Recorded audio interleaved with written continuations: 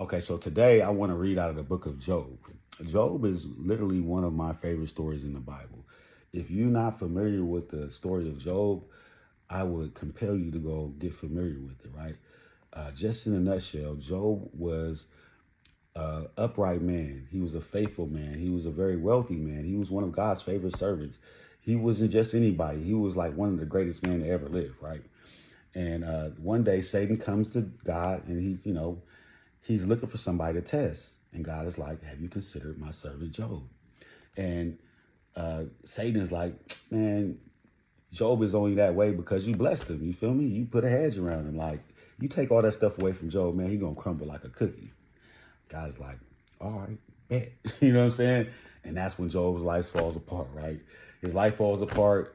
I mean, this man, he loses his health. You know what I'm saying? He started losing his children. He started losing his wealth, even to a point where his wife is like, why don't you just curse God and die? And he said to her, you speak like a foolish woman. You know what I'm saying?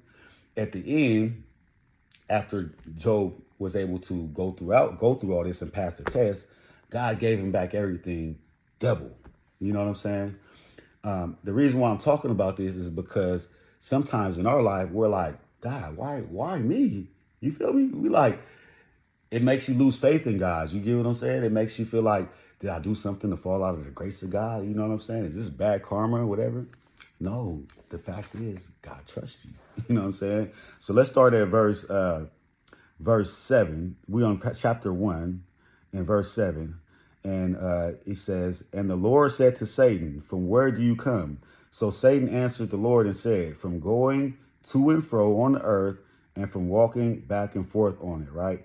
Basically, I've been looking for somebody to test. And then that's when God said, have you not, oh, no. Then Lord said to Satan, have you considered my servant Job, that there is none like him on earth, a blameless and upright man, one who fears God and shuns evil, right? So when things are happening to you in your life, it's not God punishing you. It's God proving you because he already knows what's in you. The reason why God allowed Satan to do all this to Job was because he knew Job wasn't going to crumble. You feel me? He knew he could take everything away from Job, but he couldn't take away his faith. So when things are happening to you, stop thinking that God is punishing you. Understand that God is trusting you and he is trying to prove to you what's already in you.